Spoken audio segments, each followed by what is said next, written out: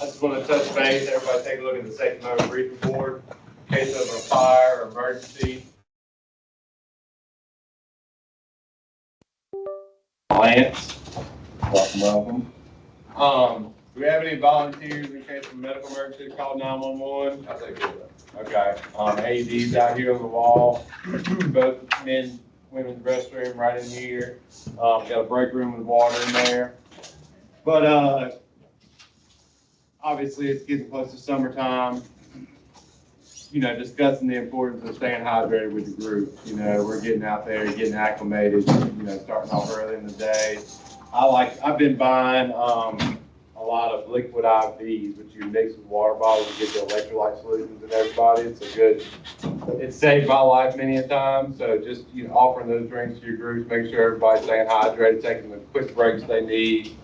We don't want any issues out in the field. And just to touch a little safety moment. Also, I was in a meeting yesterday. Something about the 100 days after Memorial Day is the deadliest time to be on the road.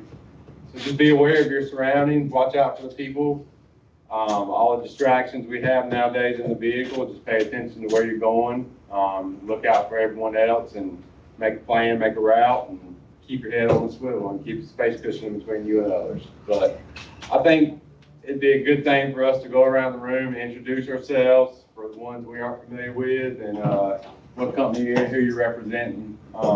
Obviously, I'm Corey Scott, I'm supervisor here in the South Durham region with Enbridge Gas, and I'll go with Lance, and we can go run up here and then go back around this way. Hey, good morning, everybody. Lance Chambers. I'm in North Durham, supervisor with Enbridge Gas. I'm Adrian Wimberly. I'm with AT&T construction supervisor. I got 2/3 of Raleigh, Apex, Chapel Hill, Durham. My name is Eric Beauchamp with JF Ocean Contracting. I handle the operations coordinating for JF Ocean. This is Antonio, 100% the course of class. My name is Michael McKees, 5 in operations. Chase Blaylock. I work with Enbridge Gas here in South Durham. Donnie Clayton, I'm with Enbridge as well. Billy, Lumen Technologies, cover most of the state. Laura Lynn, Flagler Forest, area supervisor. Mike Alexanderson, Eastern North Carolina operations manager for Flagler Forest. Matt Parsons, OSP for Lumen. John Myers, RTS. Tommy Savello, Southern Cross supervisor for the Durham area. Mauricio Santo and ICS subcontractor for Lumen project. I'm Jim Grumley with Lumos Construction Manager for Durham. Mike Schmidt, outside plant construction. Jeff Forward, Lumen. Jerry Blankenship with S&A Communications, project manager with Black Lumos.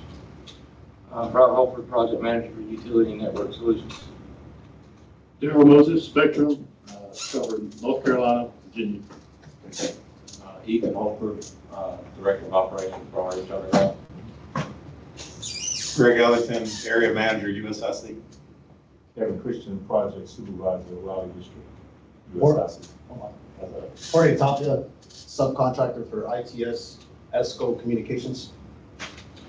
Dalton Nichols, City of Durham, I'm the right-of-way management supervisor. Steve Harding, location supervisor for the City of Durham. Carl Woodlow with KCI, here support Durham. Harry Craddock, NC 811. Kelly Bethany, G-Fiber. Randy Reeves, G-Fiber.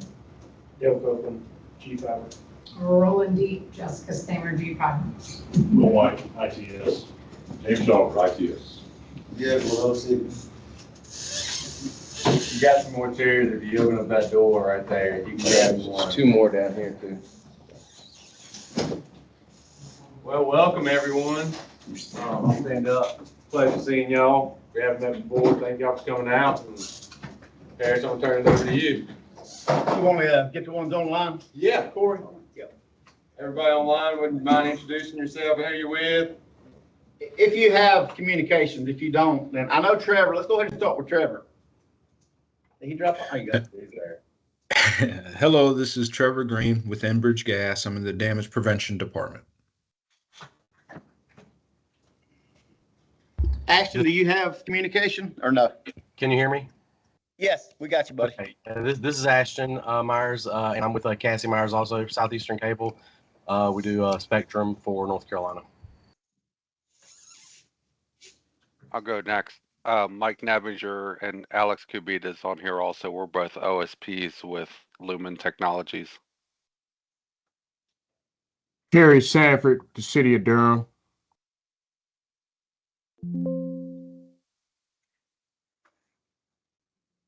Yeah, I'll go next. Chad Edwards, Vice President of Operations and Engineering with Solido Communications.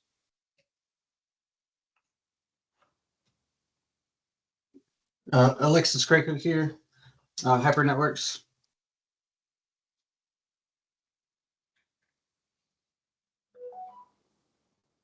Is that everybody?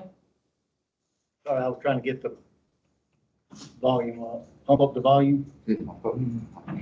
All right, here we go. So, me, Corey, you talk about me? Yes, sir. Yes, sir. Hi, welcome to the Durham UCC for 2025 June. And hopefully I'm still broadcasting online as well. So some upcoming events. Piedmont Natural Gas's Excavator Safety Day is happening next Wednesday. It is in the Piedmont Triad area, specifically Greensboro. I had 2 UCC, so if anybody covers down on the Northwest Triad for Stokes Davie or the Guilford County, those have been canceled for next Wednesday because we are going to support the Excavator Safety Day. And that's going to take place at 2611 Greengate Drive, Piedmont Natural Gas's facility in Greensboro. Now, I understand there's 50 slots and they've been full for a long time. So I'm trying to beg one on if you can't go, all right? The North Carolina UCC meeting is going to take place July 8th. That's going to start at 10 a.m. Charlotte Water if you would like to attend. Also, you can be there virtually, just like we have the Teams platform up for folks today who can't physically be here but still want to participate.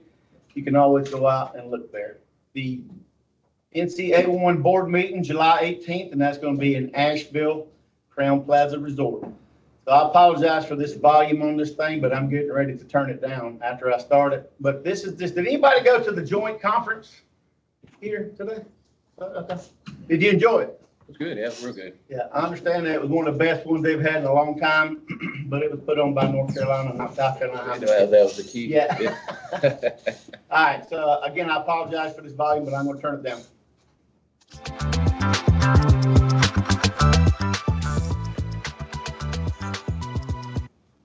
And this is the overview of what went on.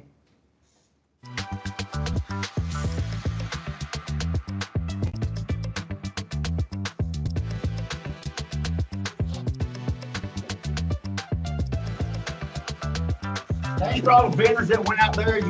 You folks actually helped put this thing on and make it happen. And it looks like there was a slew of them. I tried to go to the beach this year, but they kept pushing me off. So I didn't go.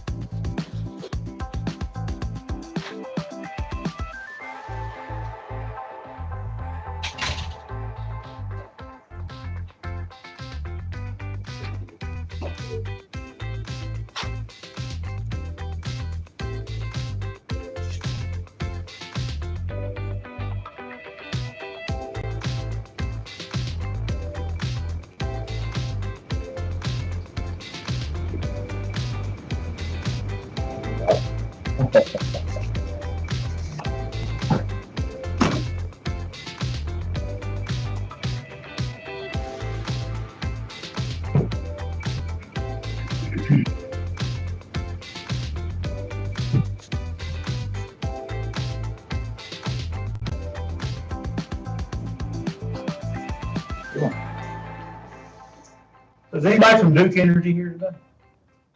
I know they put some demonstrations on. Is anybody that attended the joint conference like to talk about it a little bit, or are you good? Oh, yeah, I'm fine. Yeah, it was good. It was just talking about how they covered the western part of the state. Yeah. Yeah, So that somebody- and your guys as well was really well, but that would work, yeah. So a lot of great presentations. I understand that if you go to the UCC website, click on the joint conference at the very top, scroll down to the bottom. They don't have the PowerPoint presentations themselves, but they do have a roll-up of all the PDFs that took place. So if you want to see anything that was talked about or discussed, you can go and grab it and steal it and throw it into your presentation. Tailgate wraps are still going on. We've got 20, probably got 18 left because I know about 2 or 3 people yesterday had expressed some interest in wanting to get these, and we upped the price of that from $225 to $300 because we know stuff is getting more expensive, not cheaper, right? So if you would like one, scan that QR code there, populate your information. If you're in my area, I'll reach out to you and say, hey, you're good to go. Pick you a contractor that you want to do it. We'll send them the graphics.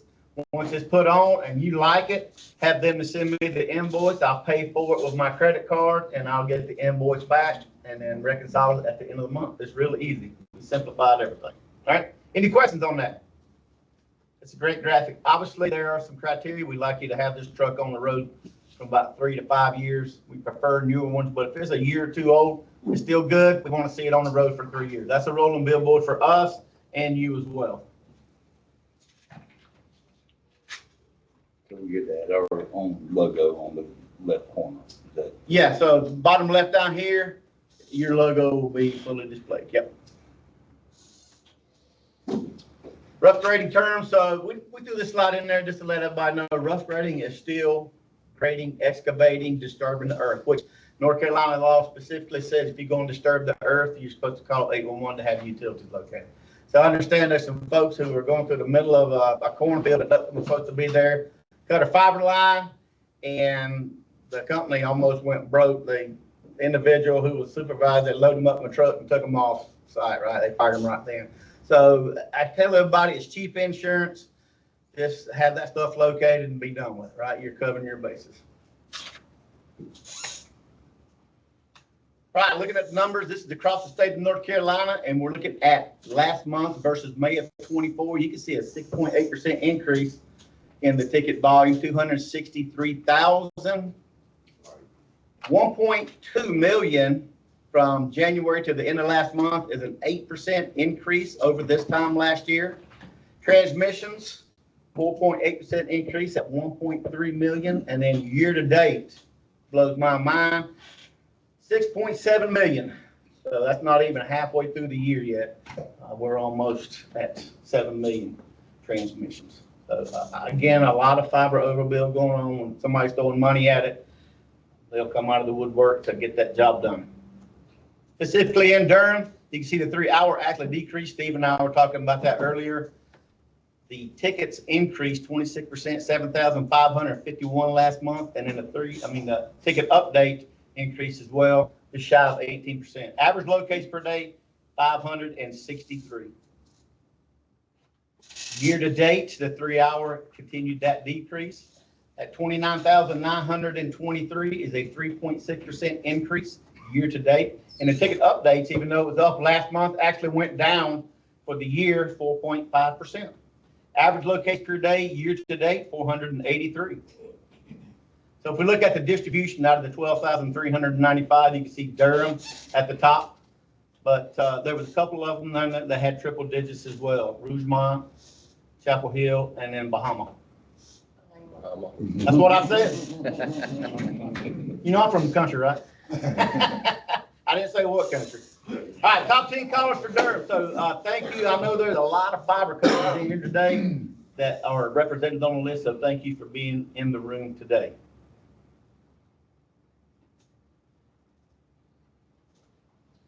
All right, any questions or comments about the top 10 callers?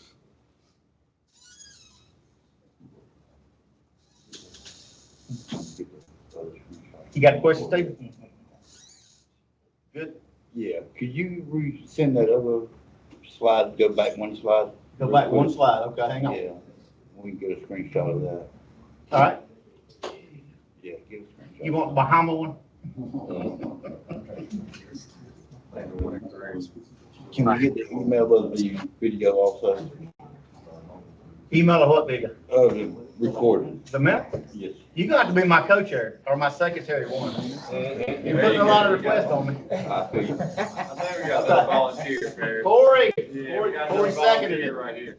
All right, so across the state of North Carolina, you can see Durham come out at 98. So you guys are only behind Mecklenburg and Wake as far as the damages that were recorded in the county last month. Wake had 158, and then Meck had 151. So you guys are about to break the 3 digits there. And then since you did have a higher volume, these are damages per 1,000 transmissions. You're actually in the yellow. And then continuing across the state of North Carolina, you can see last month was not a good month. The only month that was actually down was February.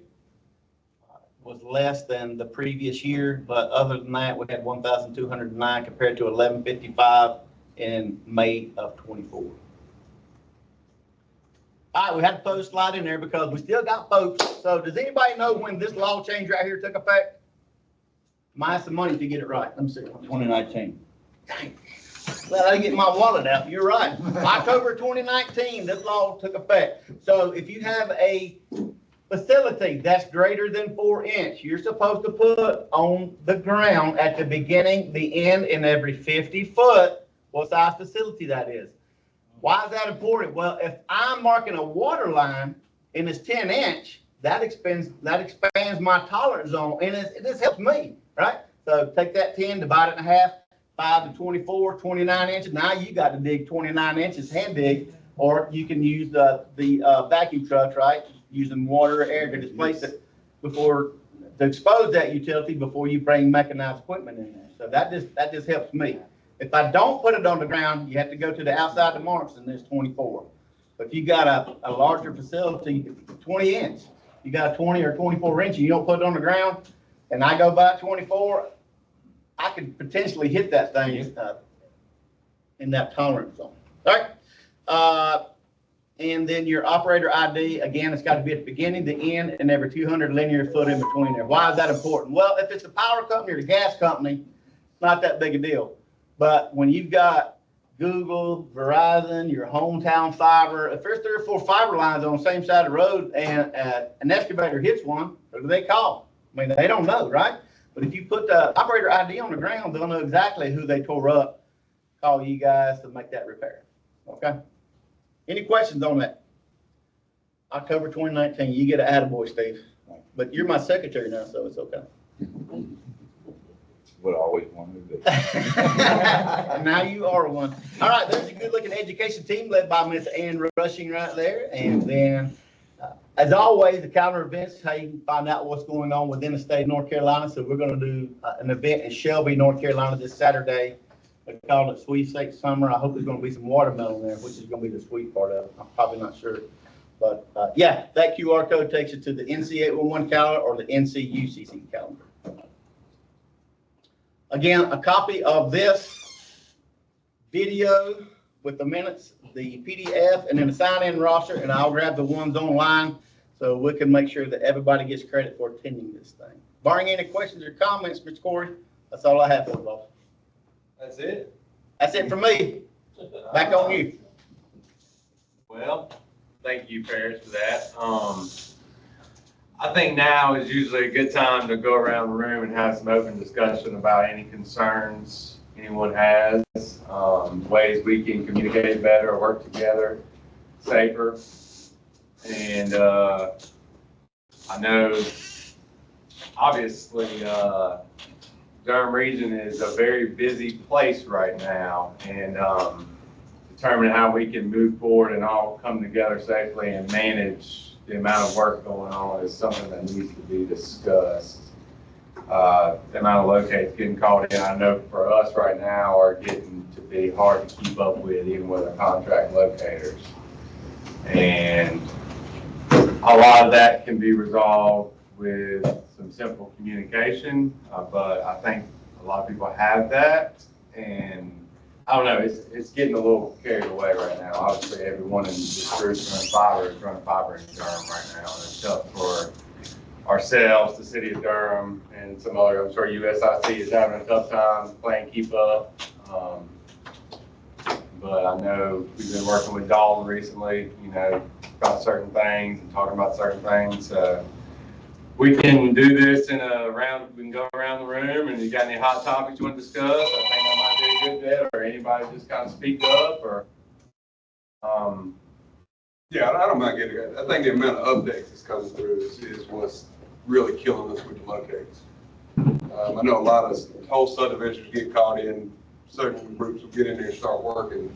Instead of just calling in what you need to get going, the whole subdivision gets caught, and then you have the updates come in 2 or 3 times. And then when we try to communicate, can't get in touch with people. That's what's hurting locating right now. Getting stuff marked. I know we brought that up before, and it just keeps being an issue. So that's something that definitely needs to get figured out. I know everybody needs marks on the ground, like crews working. So call in small chunks, right?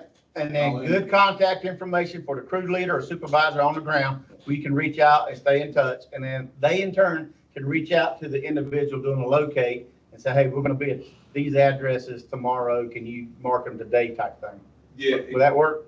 Call in what you need to get going. Don't call in the entire subdivision. Right. And then once you get started in that subdivision, don't just update every ticket because you don't want to go back through them. Only call in what you need going forward. If you call in the whole subdivision, then we can't get in touch with you. By law, we have to remark everything.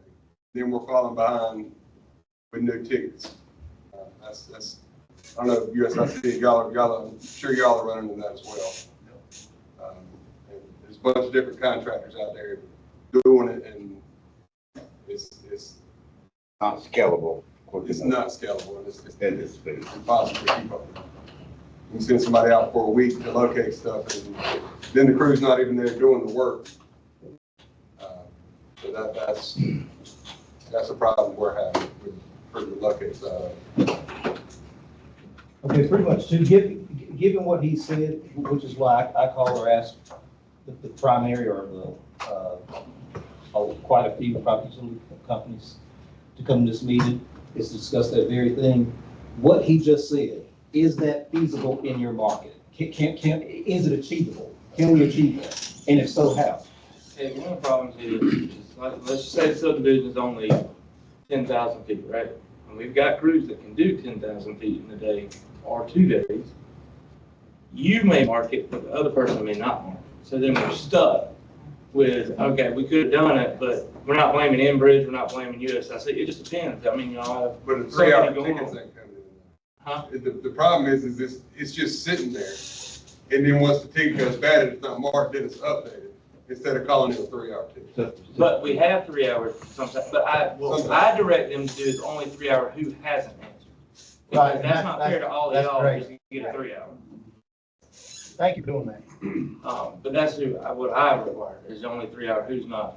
And I understand that it can be frustrating, but I got guys that are still sitting on a job that's supposed to be done 3 weeks ago. So, I mean, it's like a double-edged sword over here. Yeah, I mean, and I get it. I mean, you see how many contractors in here with how many ever crews you have, you know, getting that much work done. And then you have some that are. Yeah, there's some that I understand they only do 800 feet, but they call it a whole job. I get that. But there's some that I have, like 2 or 3, that they could do that in a week, no matter what. I mean, as long as tickets were there. And I mean, that's just been the problem. But the ones that if you're not calling in a 3-hour ticket, and then you're just waiting for them to get marked, and then it's about to go out of so what they do is they send me their tickets, and then if I don't see it now, then I tell you, hey, you need 3 hours of this person, you only need 3 hours of that person. But that's because it used to be just a 3 hour for everybody, and that's not fair. Because then y'all got to answer stupid phone calls all day, or USIC does, about a 3 hour. So, I mean, I'm just. If I may add, what I've noticed in Durham, everybody's pretty efficient. Substantial for us to continue work, but there's at times where we have to jump strip to strip, and I understand why. You know, we got all these tickets, so I think it would be wise if we got the heads of each contractor or sub and meet with the locators. And like he suggested, instead of calling in the whole plan, because I know that's what's happening. They're hungry, everybody wants to get these tickets in, they're competing. If they could meet with the head of contacts and then just suggest, hey, we're gonna call these streets, just have them on the time schedule, I think, you know, and meet with the, I don't wanna say important people, but with the locators, the supervisors. That way they get that communication going, because, you know, we get a bunch of calls, and I try to answer every single call to locators, because I know they're like, where are you guys going? I'm like, that's why I put in my notes, please call me for the map. Because in Raleigh, or Holly Springs, and all these other cities that we've been through, it's like a wave, Yeah. overwhelming. So we also, when we're calling locates, put print numbers on there, so the locators know which print to ask for. Okay. On that, because you got different companies working, doing AFDF in the same area. Yep. You know, so they get one print, it might not match up with the area. And that's a great point, because when they call me, sometimes they're calling me for another sub, and there's some confusion, like, these streets, I'm like, that's not me. So that would be wise, to put that in the remarks. Put the print number for that, or job number for that actual area, because we are getting overwhelmed and it's causing a lot of confusion. Yeah. Not yet. So, I've got more. So, you know, like I said, is it achievable? Can we do it? And I'm asking the private utility heads, heads of state, can we, and I know you don't want to hear this next thing, can we ask your crews, and I know you don't want to ask them to slow down, but can we ask them to slow down? Or can we slow them down? Jerry shaking his head, he don't want to. No, so what we've done, we've gotten with the local, like he's talking about the local supervisors for the locate companies. And worked out a deal, so we can call in, say we call in 5,000 people one day, we'll wait a day, call another 5,000, so it's staggered out, double them out. And then if they request the maps, we'll send them the maps and tell them the direction we want to go. So they can, if they're working on a day that we're not drilling, they can try to get ahead. All right, so how about this, and I'm just thinking through this thing. Let's say you, like Brock was saying, 5,000, 10,000 feet, give or take. You call that in. Can you put that in, and then with, not just looking at it through just installation, because I know we just like to install, but can we install and then drop back and restore just what we called in? Most of our crews, most of them do that as they go. Okay. Well, I like Eric went through the job that we did yesterday. Literally just finished the whole road. Okay. He just went through it and said everything looked great. Okay. But that's what we're trying to do, is get to the point where it's boxes and everything, restoration, and move on to the next. All right, so it sounds like your efforts are continuous throughout. We have had or seen it where we'll install, and then it's just keep and it sits for like a week or two. So most of our crews, I tell them, no more than about 2 to 3 days max before they got to drop back and do handholds. That way the tickets stay, you still got good tickets. Gotcha. So we're not, none of our crews, for S&N at least, are allowed to go 1 or 2 weeks out drilling and then coming back and handling. Yeah, and we've had that. Yeah, and I'll tell you, that's another thing is whenever you drill it and then say it is a week before you come back and your ticket goes back, instead of calling in the entire subdivision, call in the addresses. Don't call in the entire subdivision, because, you know, we can't get in touch with somebody and you're out there locating the whole subdivision. You're going to be working in a, you know, 3x3 area, 4x4, however big the box is. Suggestions, ideas, anything that we're not thinking of, anything you heard, any of us, including myself, not thinking outside the box or the scope? I mean, do we see it, do we see anything differently at all to help the locate staff here in Durham? Because I mean, we are short-staffed. I've heard, I've had some contractors come in, well, not contractors, companies come in and say that they're attempting to, they've hired extra contracted locate staff just to conduct their fiber business. You know, trying to alleviate some of the pressure off them. You know, so we're coming up with things like that. I've had another company offer to put on the table of them hiring possibly contracted locate staff to help assist or aid the city, vice versa, anyone, I think possibly USIC with getting staff or increasing those numbers so that your locates can get done. Can we discuss that? Is there requisites for you hiring these, for example, private locators? You know, because I know there's state laws and policies that they have to follow.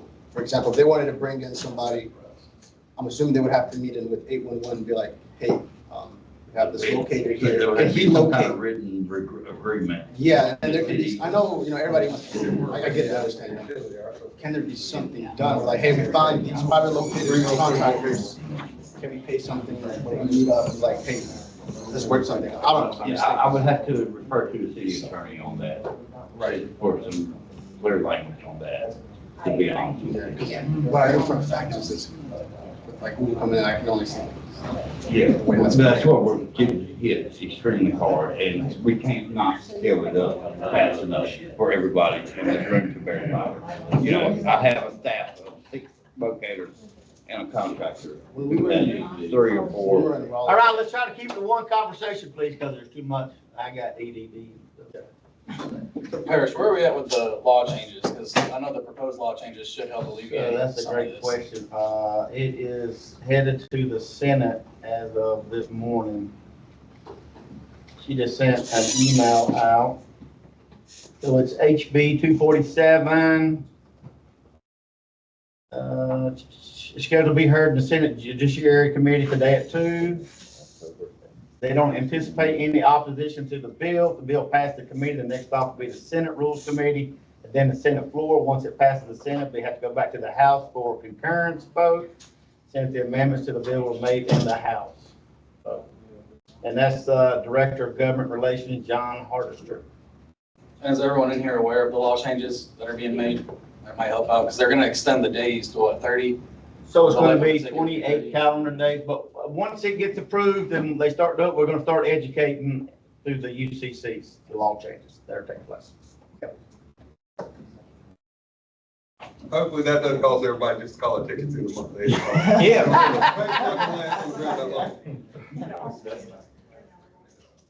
And then we gotta worry about paying back in 28 days. Refreshes, yeah. Being refreshed. Get a week of rain.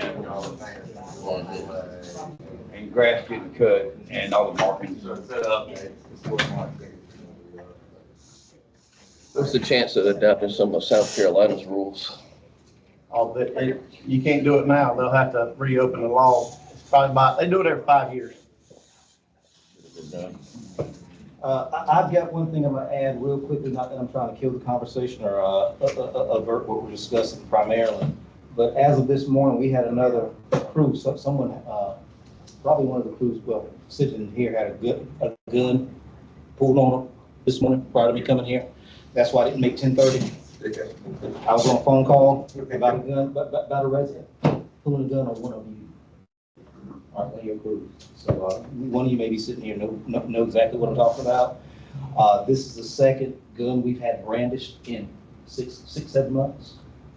So just know that your work, and the reason we don't allow weekend work or once you're working past 5 o'clock is the residents, citizens of Durham are irritable, they are frustrated, they've seen overwhelmed. Yeah. So just know it's happening. In the past year and a half, we had 3 guns. But in the past 7 months, 2. So it is happening. But back to the discussion at hand. Anything else we got related to the primary topic of locates or how to alleviate locates? Any new ideas? Actually, I do have a few things. A lot of times when we go into these neighborhoods, they have no idea what's coming. Door knockers, stuff like that would be great. I've had some of my guys, they've had dogs released on them, stuff like that when they go up to the door. And just them getting a door knocker, even something on the mailbox would go a long way. We have a lot of neighborhoods that are saying, hey, we didn't know you guys, nobody was coming. What are you guys down here for? So we explained it to them, and then they're like, oh, we didn't even know it was coming. So who do you think the door knocker should come from? By the time we actually get out there, we don't even know if they've already been out there. We don't know if the homeowners have taken them off, stuff like that. So we do use, for Durham, Lumos provides them, and we put them on the doors, residents' homes, stuff like that. What we've run into is a lot of homeowners, we may put it on the front door, they may use a side door. And we've got a couple homeowners call, we go out, and it's still hanging on the door that they don't use, so. That's a lot of cases. So just a suggestion, what if you do door hangers and signs throughout the neighborhoods specifying what you're doing and the company you represent?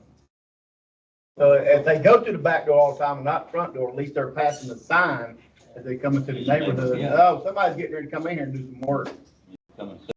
Yeah, I know with JF Oakson Contracting, when we're doing work in Durham, that's what we're doing. We're putting up these message boards that actually have a link to the city of Durham, explaining exactly what's going on, as well as the town hall meetings, the door knockers, the whole 9 yards.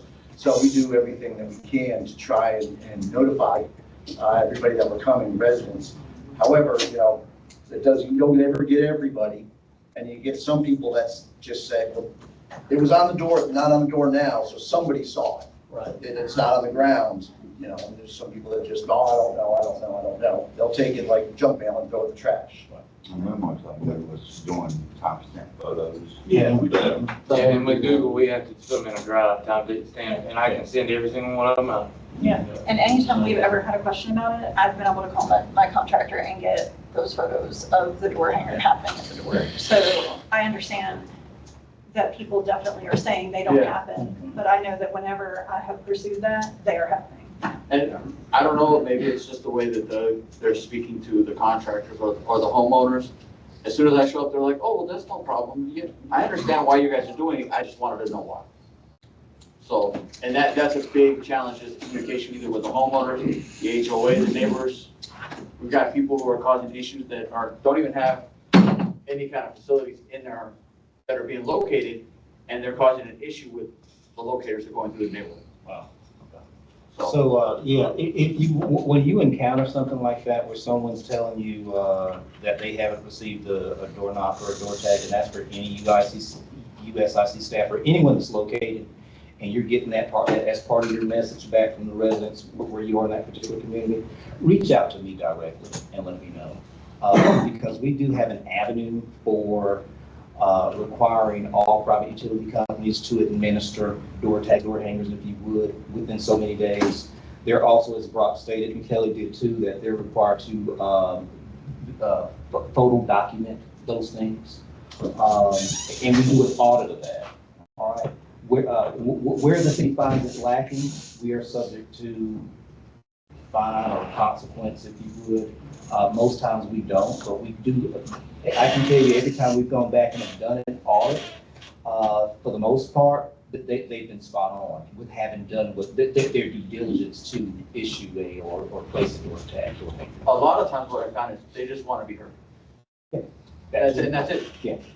You know, and it goes away, or it was sitting right there, they just never saw it. Yeah. multiple people living inside the home, one person grabs it, oh, okay, and you know, like says conversation, and he gets thrown in the trash. Yep. Do your crews keep us? That's where the signs would come in great into going in the neighborhoods and stuff. Come and same crews working. Yeah. Yeah. Anything else? I know Steve and I and Steve want to hear some more, as well as Corey and Lance want to hear just anything you got. Going back to the locates, and I'm gonna continue to stay on the locates just because you can't imagine how many complaints I've gotten verbally by way of email about, oh, we need your help. They're killing us out here. What can we do, if anything, to help locate staff with, I guess maybe not calling in many tickets at one time, or slow it down or get slowed down. I would say, I'll just straight out say it. I understand you got crews that can run, how much they can run, but we can't keep up with that. Yeah. It's not practical. For us, for our workers, was when we had a point of contact with every locator, and we would get in touch with them and I would tell them, hey, we're gonna run this on this day, and they would have like a certain point. Same thing, they'd be like, hey, just let me know ahead of time. They would come back. We'll be behind you. Yeah. All right, we handle this, and we'll look. So that's the key. Information on there. Because I don't have the, like, locate number, like, you know, water, or had a gas, when something happens, like, this whole process goes through. I think if they should just have their email or their number or a point of contact or something, you know, for like, for whenever we go through a project, right, they'll give us like a list of utilities, they'll give us a reference number, but it's never someone exactly go through this whole system. So does anybody have any projects that they've got going on that they would like to discuss now in front of the group? Is the city gonna be tearing up any streets? I think they're all happening. They're all going. So Tommy is our Southern Cross supervisor here in the Durham region. So Southern Cross handles all of our fiber tickets. They're our contractors. Everyone met Tommy? Does anyone need his contact information? Because Even if you don't need it, I'll make sure you have it before you go. yes, he is the person you need to be reaching out to, these fiber companies, building these relationships with. And if you're having issues with that, I will give you my number, Lance will give you his. Or you can just take a picture of the sign in, Ross. There you go. Or we just want to build it, we don't want to slow anyone down, we want everyone to be able to work, but when we get behind on locates, that's when damages occur. And that's when the public is not safe. And we want everybody to run fiber, we want everybody to get in and get out, if you know what I mean. We don't want to, continue, prevent anyone from making any money. Everyone's here to do a job. So the better we could communicate with each other and work together, I think moving forward will be a lot easier on everyone. And maybe we don't have to all get in these rooms together all the time and discuss these issues. But Tommy with Southern Cross, he represents Enbridge Gas for all fiber tickets. So if you have any questions for him, if you have any questions for me, I'll be glad to give anyone my information. So we'll help in any way we can. But as of right now, mine and Lance's guys, including all 20 or how many head count of his, are all locating. We don't have time to do anything else. And we have a lot of scheduled work that we got to get to. The only thing we have time for is locating. We're still not keeping up. So that's where it's becoming an issue with Enbridge Gas. So. Okay, I am gonna switch gears for just a second and bring this to life. So, not most of you, everyone, and I'm talking about every private utility company or primary contractor or subs, you all spot locate. However, from time to time, depending on who you are, where you are, we do have those that, for whatever the reason, in certain instances, will not spot locate. Major facilities, primarily ours, the city of Durham. We had one such incident yesterday in downtown Durham or close to downtown Durham, where the contractor bored across the road but failed to spot locate the water main. He did miss the main, but he found, I think what we think now is an abandoned line. So in terms of addressing that, how can we, what's a good consequence? Or when I or the city becomes aware of that, what are you agreeable to?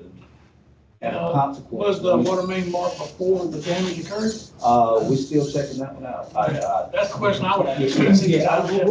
Yeah. Because if it was marked after the fact, then I would say nothing on the crew. But if the crew was out there drilling and it didn't pothole like I do at mine, then they'll get sent home for a few days. So initially, when I got it yesterday, the assumption I had from the phone conversation was it was marked, but they bored across the roadway, didn't hit it, just took a chance. But when they found the, I guess, whatever else they hit, that's how we, first discovered it. But I'm just saying, for an instance like that, we do give consequences for that. Y'all know that. But it's not how the city wants to conduct its day-to-day business. I know all the guys that work for me, they're required to follow any major utility. Now, like drop stuff like that, because most of the time locators don't mark drops. Right. That's a little different story, but maybe like major stuff, we've had this conversation before. Okay. They're required to follow. Okay, got it. If it's marked on the ground, they're to follow. Right. If I find out if they don't, then I send my crews home. Okay. So I like your stance on that. So I'm hoping, one, all the private utility company heads, we can maybe all take a stance on that, because I like that. Yeah, but like I said, okay. Yeah. RH, I've never had no issue out of them working on my projects, but we've had other like utility the Romanians. Yeah, we had them out in Orange County one time, they done that, I saw them for 2 days. So you guys don't blind bore? Hell, Even in the road, even in the road? no, we got an asphalt crew follows behind us and does repairs. Good to know.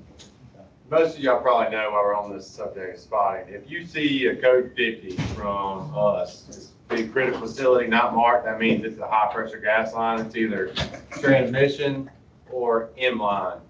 We have to be on site when anyone's working around that. Most of y'all are probably aware of that and worked with a lot. You won't be dealing with Southern Cross on those tickets. You'll be dealing with internal house guys. So, please reach out. If you haven't heard from anyone, most of our locators will reach out to you, but those are high priority lines and no one needs to be digging around those without us on site. Yeah, we'll call you and please call us back when you're ready to work. Are y'all coding 50 on high pressure distribution as well, 390? 55 if we can get a response, but if not, we'll, this will be. Even on high pressure distribution? Oh. Up to 399, you're still putting that code on there? Yes. Okay.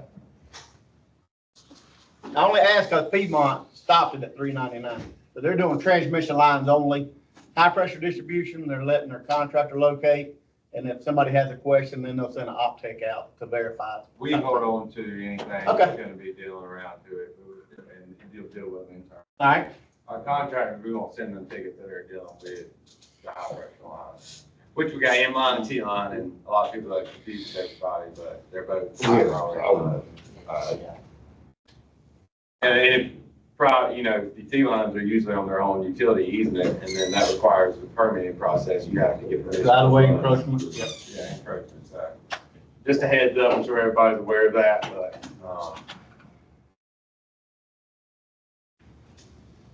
so anything else? I mean, I want to tell everybody we do have some food out here. This is probably the biggest turnout that we've had here, thanks to Justin at Phoenix Fiber. I see Mike down there. He provided some. I actually had one of my guys go get some more. Hopefully it's enough. We brought in some Chick-fil-A. We got some sandwiches and some nuggets. Nuggets might be a little cold by now. Apologize.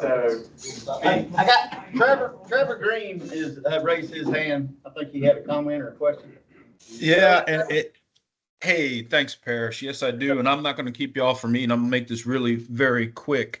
But I'm in the damage prevention department, and I've got a singular focus on reducing damages. I wanted to make everybody there aware. Some of you know me and have had dealings with me. But I want, with so many people there, it's important that the excavator community understand the standards and expectations of damage prevention is only increasing. We, as the gas company, are facing increasing pressure from the agencies that regulate us to reduce damages to our lines.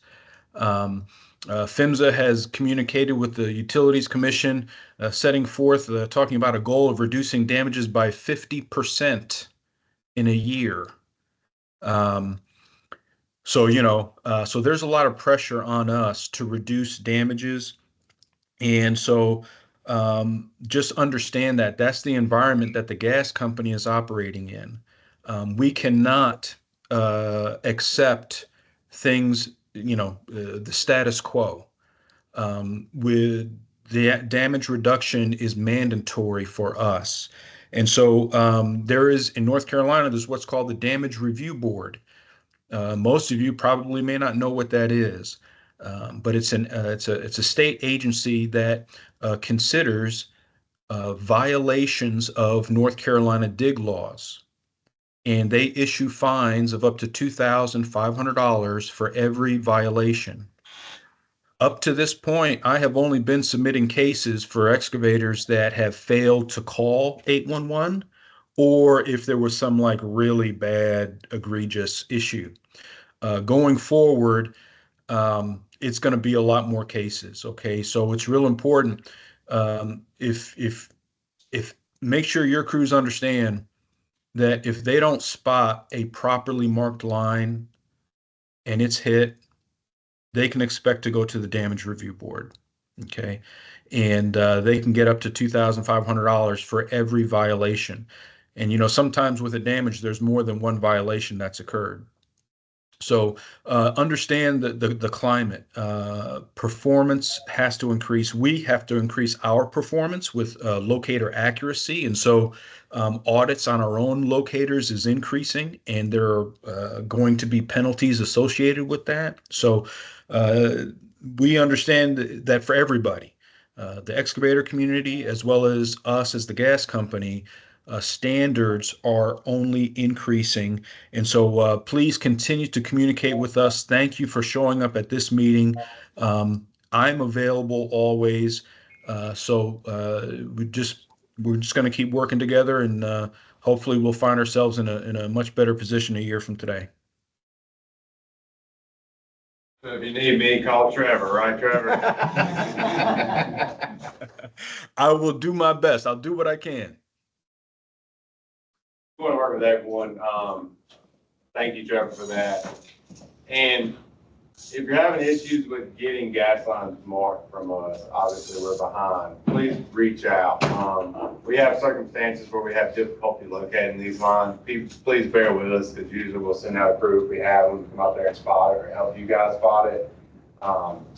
We want to work together with everyone. So just like I said, communication, please let us know.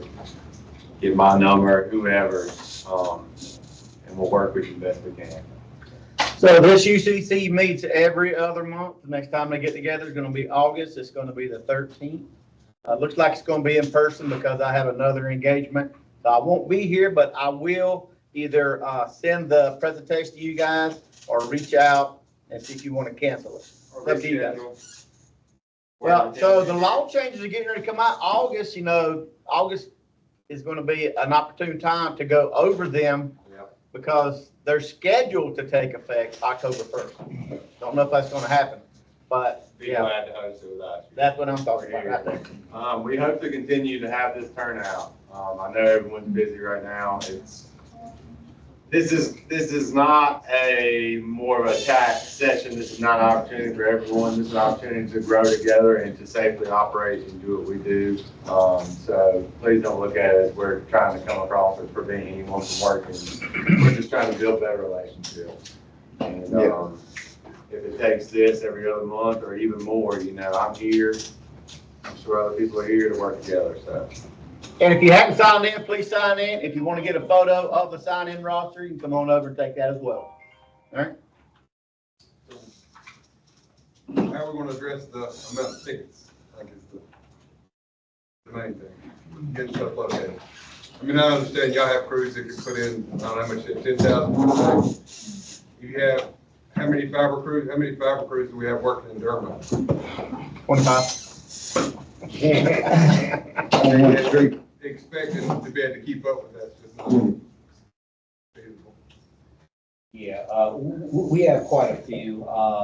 I've reached out to some companies and have asked for your daily totals in terms of how many dig crews, excavation crews, not aerial, not splicing, but actual excavation that are in Durham per company.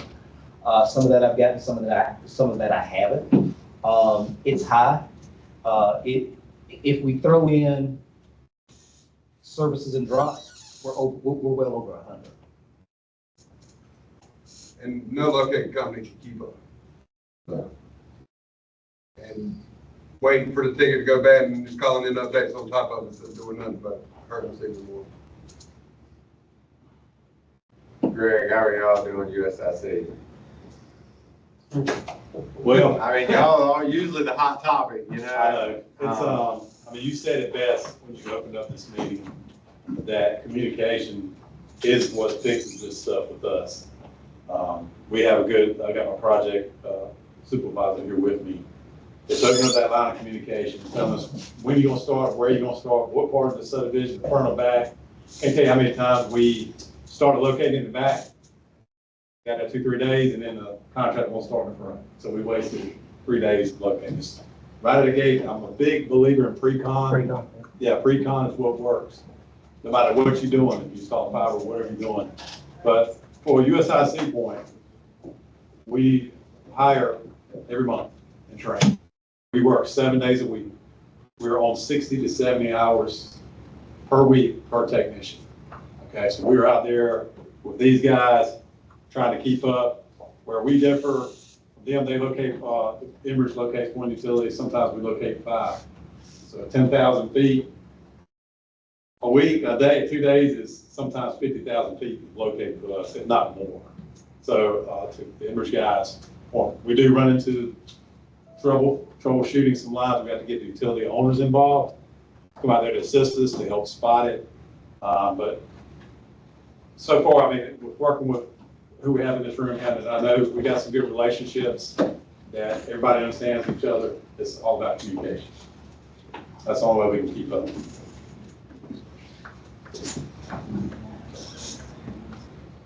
The only thing that I know that I did last year that's different from this year is we used to have a weekly meeting with USIC, Southern Cross, Enbridge, the water, KCI.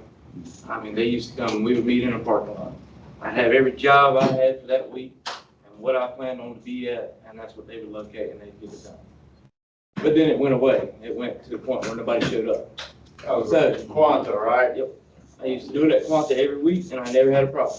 And then it just slowly deteriorated and then went away and then nobody showed up on the meetings, nobody cared to talk about it. Well, no, I think there's a lot more fiber companies in here right now working. But I'm saying for me, for my contractors, I could take every print I've got and I can tell you every week I know what they've done and what they haven't done and what's going to be remaining. I can tell you what boxes have been done, what they haven't, and I can share it with you. But if we're going to do the meeting, then everybody's still got to show up the whole time, not just slowly, everybody participates. Well, I think the issue for us is we don't just do Google, Lumos. I mean, we're spread out between everybody from here to South Carolina to Georgia, working for Power, all the other telecom companies. So in essence, yes, if we were to slow down on one company, but another company wants us to ramp up, we're back to square one. You know, we have a lot of crews out here.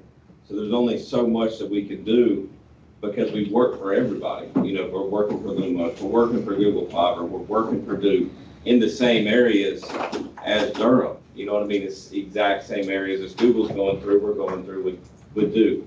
Or the same area we went through with Google, we're going through with Lumos. So it's like a double-edged sword. If we slow down with one and the other one wants us to pick up, there's only so much that we can do. So the only other way to mitigate that is to meet on site.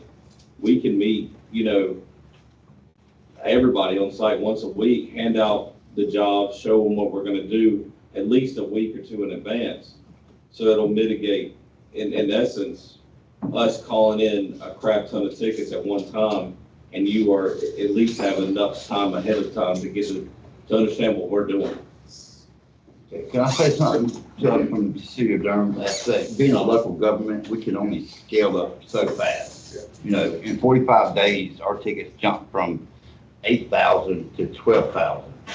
You know, I have no possibility to take that to management and scale up staff and get the new positions and get new contractors in time to do that. So we've got to kind of scale it a little slower and scale the work slower. There's just no way we can scale to that ability at one time to jump that amount of tickets. Regulated utilities, so it's not like, the answer is not just go hire a bunch more locators. Yeah. It's not reasonable, you know, because this is a blip. You're gonna hire 4 new technicians and then when it goes back to normal, yeah, you know. And I see if you're saying y'all are working for multiple contractors, could you slow down the number of crews you had working in Durham? Well, I I think it would be more beneficial for the heads of the utility companies and local companies to go to the primes, like Lumos and Google, and discuss it with them. Because when they issue the work out to us, like SNN, our main goal is to get it in as fast as we can, as efficient as we can. So we only have a certain date about the permit, plus we have a deadline that we have to. So it'd be more beneficial, I think, to go to the prime, the head contractor. Okay. Well, I'm kind of do that now, but not on the spot necessarily. I do know, like, working with, like USIC, since he's took over some more areas and stuff like that, his way of doing it has helped us out. Right. Getting tickets cleared and more communication. Okay, so I'm gonna ask the private utility companies, those that are here in the room, is it feasible? Can we, all right, when I get the permits, My specialist is gonna issue them. I'm not gonna hold your permits. Now, when you get these tickets, or when you get these permits, are they giving them to you in bulk, or do they issue No, them? Say like- Jim, with Lumos, he usually staggers the jobs out.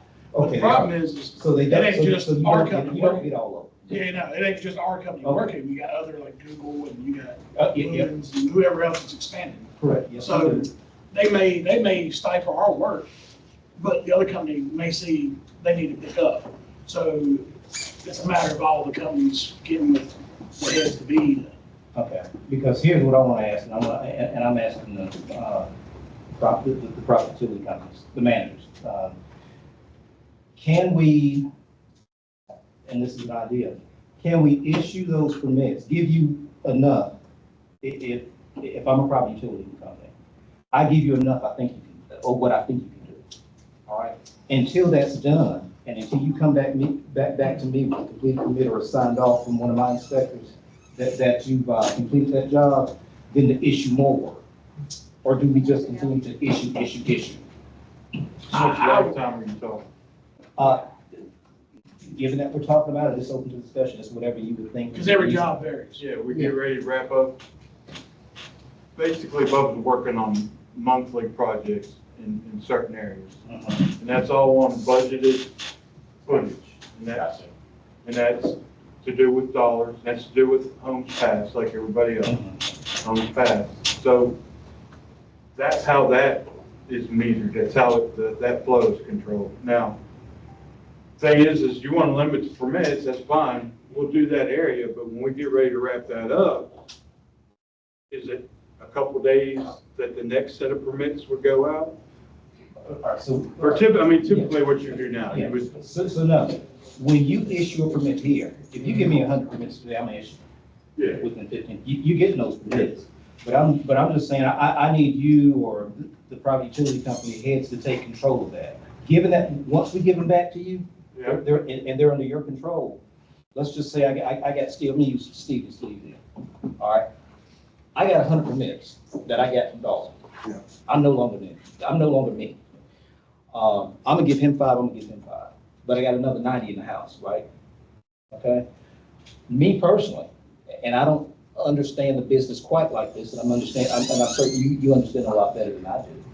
But until he comes back to his 5 with me showing that he's installed and he's completed his restorations, complete and is signed off by a City of Durham inspector, I'm not gonna give him another 5. That's what I'm getting at. Or I'm not gonna give Steve another 5. Can we valve it or throttle it back to something like what could something like that work given how I said it? I would say even if you do that, the large scale, how many people you put in fiber in the county and the town, Yeah. you're still gonna have mass volumes. That's just like saying if Google gave me, I don't know, 20 permits. I only let the crew, I give out 5 because I set the dates of when we're gonna work. Then I'll do those in that month, and then I go to the next month. So that's what I'm not understanding. But it's not just one company. It'd be like a third company, Yeah. my company, another company. Yeah. So it's a matter of- Yeah, just because if we have 20 permits. So now I understand. I got it. Yeah, I got it. And then every job's a little different on as far as like locates, if you're in a dense area, if you're in the country, Yeah. you know. I got it. It's honestly be hard to manage like that. Okay. It'd be almost impossible to do it. It also makes a real gap for crews as you want to roll off with one project into the next project, but now we're waiting to close out 5 permits. So those crews are going to go somewhere else and then they're going to come back, enforce the next set of permits that's issued. It's going to really hurt in terms of flow of work, not I think just it'd be more for, problematic. but like. That's where we're going to locate. That's what I was about to come right back to that. Come right back to you guys. Count up. Yeah. You're not going to stem the flow of work. Okay. By managing the permits. Okay. One thing that one of the contractors actually broke it down by day. Well, we're gonna work, day 1, we're gonna be in this quarter of this subdivision. These are the tickets that got completed. So at least on our end. All right, so now we can focus on that for at least this particular contractor. We can plan out better where we can get to yours, and we can get to yours, and we can get to yours. Right. By doing it that way, we can assign it however we need to. We may be able to call in extra help. Right. However, when you get a whole thing that's called in, that's when it's a little different. In that case, maybe having a white line, maybe, even if we get a print of where you guys are gonna be working, that might help. And that's where our communication with RA, with the rest of the companies comes in. What I would recommend for the gas company and the water company would just be reach out to the companies that you know are building the areas. What projects do you have coming up? Can we get those in order you want to issue them out so we can plan ahead, try to forecast what you're going to have to mark. I mean, that's about the only thing I can think of you could possibly do. Because it may not be we're just you trying that to, help me out, we're it may just be trying an to keep up with NCDOT permit. I mean, I'm at the full people, I've been, the gas company, we have compliance work we have to do. And we're having to shut down our compliance work to the federal government, to come help locate. Well, I guess It's not my just run out there concern and is, hire. in all due respect, Limit the number of crews that work. in all due respect to Southern Cross, when Enbridge located it, everything was fine, but then when Southern Cross takes it over, the tickets just are not getting done. In all due respect to Southern Cross, I don't mean that in no disrespect, but like consistently, if we call Enbridge, you guys will locate 5,000 feet. And then Southern Cross will say, well, I don't have enough employees. So then they'll call you guys out there and you have to locate it anyways. I mean, I see what you're saying, but I mean, they've been around a long time. It's the amount of work that's coming in. And that's It's- what it's- we- I can't see what Google's building. I Oh, I can't see know, what they're calling in. that's why we're- So that's why I said it would be beneficial for you guys to go to the head and get a forecast on what they plan on doing. I recently just took over as well, and that situation will also be addressed. The way I see it is, whether it's a drop, whether it's 5,000 feet or whatever the case is, we're gonna do the best that we can and try to be in communication with, the heads that we can. If you guys have any problems, call me. If I I have. mean, I'm in agreement with Lance, like if we were to call in 5,000 feet and say, hey, look, we're gonna call in 5,000 feet today, 5,000 feet tomorrow, no problem, we can make that work. But if Southern Cross is not able to keep up with that, then, consistently across the board, it's been gas. That's our issue, getting located. USIC, they may take a longer time to get it done, but most of the time, by the time gas is located, it's on the second update or it's on the first update. Again, like I said, you can't see what other Yeah, and I companies can't like us are sending in. If you start, I will address it personally. I'm not gonna sit here and be like, oh, well, we're just gonna let it go. You can ask some of the other contractors, and if I can't get my guys out there, I'm out there going. If that's what it comes down to. Or I'll call extra people in. Excuse me, who do you represent again?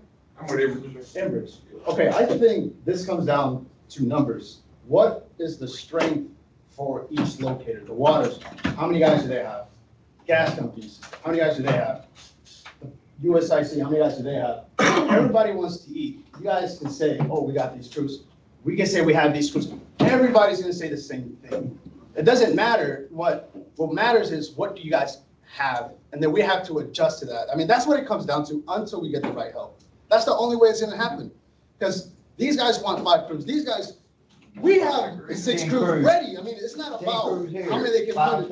It's about how much do the locators have. It comes down to them. How much feet can you guys mark in a week span for all the facilities, for Google? I'm Google, so how much can you guys do part of Google? All of it, not just the sub, all of Google. And then you have to break that down. Hey, guys, we can mark this. New tickets, update tickets, remark tickets. I try to work with the locators. I'm a good guy. I love talking with them because they're the guys marking, the people that are in the field. So when we get there, I tell them, hey, we're gonna be here, but it's different companies. Not everybody's on the same page, and it's just, we have to know the strength of you guys. And that's the only way I feel it's gonna work. Until then, everybody's gonna be calling, updating, because everybody wants. I got 9 regular staff, and with 2 alternatives. And the locators, they'll tell me like, man, the contractors are beating us, and so I try to adjust to them, As long as you can feed us a little bit, that's all I ask. I'm not asking you, Mark, 2,500 feet. You maybe 2,000 feet. That'll feed us, that's all I'm asking. And they adjust. But I think that's what it comes down to, seeing your strength, seeing how much. That day, then tomorrow, and another. Oh, and they'll tell us, wait for us, we'll be behind you guys, and they'll mark. But the thing is, they're different people. It makes it complicated. The red paint is due for USIC. We're missing the orange, the 5, or we're missing the blue, or the green, or we're missing the, so yellow. So I think it comes down to communication, seeing the strength and breaking it down. That's the only way I see this working. Because everybody used to, none of Yes, us, no doubt. rules, there's like, it comes down to you guys, honestly. All right, quick thought. All locators, all utilities, is it possible to have like a 2-week plan in advance? Like, can we forecast and have like a 2-week plan? I'm talking about locators, all locate staff. You know, this way your locators, you know, they can mark up things at once or multiple rollouts.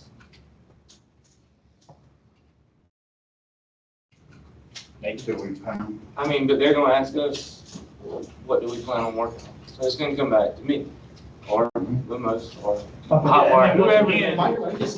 That's how you're gonna know. how Problem much- I see what- that what we're the getting, week is. it's not so much like right now, like, That everybody has to adjust. one day, like 3,000 to 5,000 feet, wait a day, call more tickets, so the tickets are scattered, you know, staggered out. And it will be. And then getting with what locators we already communicate with, this is the plan, this is what we're doing. The problem is other companies. Other companies can't see what other companies are doing.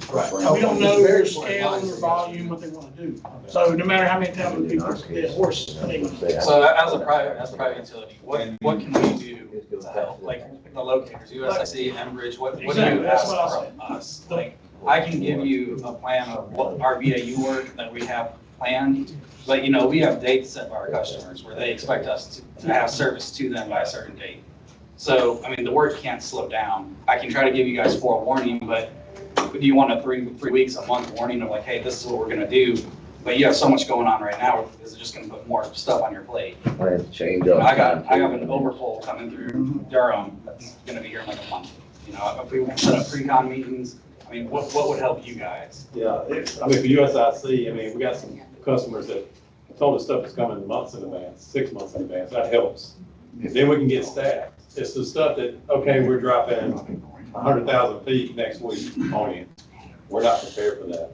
see, it sounds like what you were saying, you can't scale up. Yeah, we can't scale it. And then the city, they're slow paced because, you know, the city, you guys are different, you know, you can scale it pretty quick or pull from other Yeah, sources. the sooner we know about it, it's So it coming goes back on. to them guys. Like, just say for example, okay, North Durham, we're gonna build that in 6 months. We're gonna start it in 6 months. That helps us and probably help you guys too, though. We know it's coming. So, we know we get a plan Exactly. together, right? We hire, we train, whatever. But understand, I mean, sometimes that's not feasible, but just, again, the pre-cons. I think the main issue is because they can't scale up like other Yeah. We're not, I mean, we're fairly regular, we can't, we have what we have, and that's all we have. We have a lot more locators with us than. Well, let me ask you a question, can Southern Yeah. Cross not scale up? Yeah, we're there, it's budgeted, it's a budgeted thing with us. I mean, we're fairly regular, our funding through there. Right, but Enbridge is, but Southern Cross is contracted, right? So could Through they- us, yeah. Yeah, so they have a set amount that they can do, Yeah. and they can't go up. But what we can do is move pieces around. So if we have a heads up, we can kind of, like I had, what was it? 12 more locators come in last week. Specifically for last week because our ticket count was so high. We can only have so many people, but if we have a heads up, we can bring other people in that are already trained and can actually help out. So I mean, could y'all essentially do like USIC does, where they have to be pulling from, you know, a spot in North Carolina that's slower? Yeah, that's exactly what we did.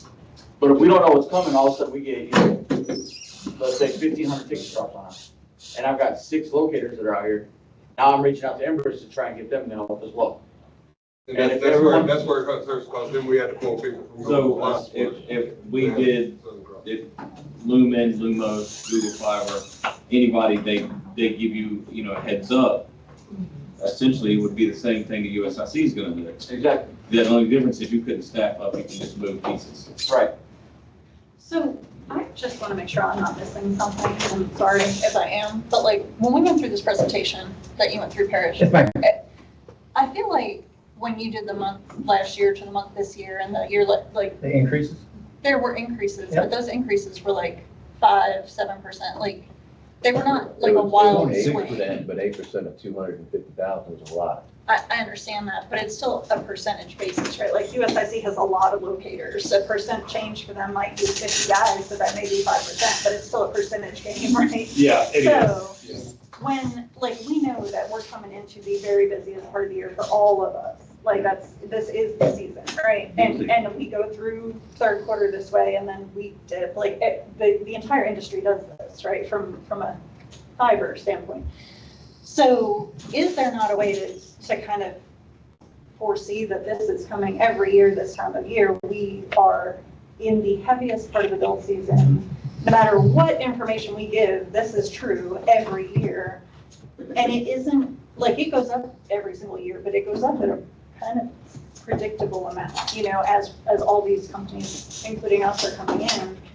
And every year we talk about trying to communicate better and things, but like, we know this is coming every time. And it's a pain point every time. But I don't think that our refresh tickets was the one rate that went down.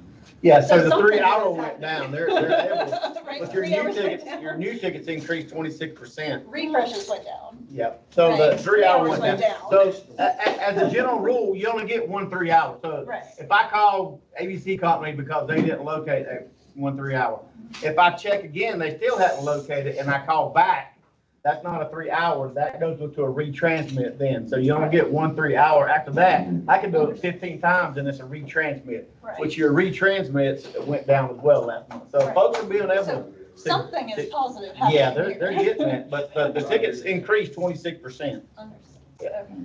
That is a big deal. over May last year. Okay. All right. I guess it was I was looking at that bar graph thing and it didn't seem quite as wild, so 26% is Yeah. increasing. Yeah. Okay, thank you for clarifying. All right, we're coming up on 1 hour and 20 minutes. I think, maybe we're coming to some resolution. My chicken nuggets are getting cold. I gotta heat them up now. I'm gonna close the room out. Thanks everybody for being online. Let's continue this conversation. Let's continue to reach out. Southern Cross can't handle it. We communicate with them. Please reach out to us. The only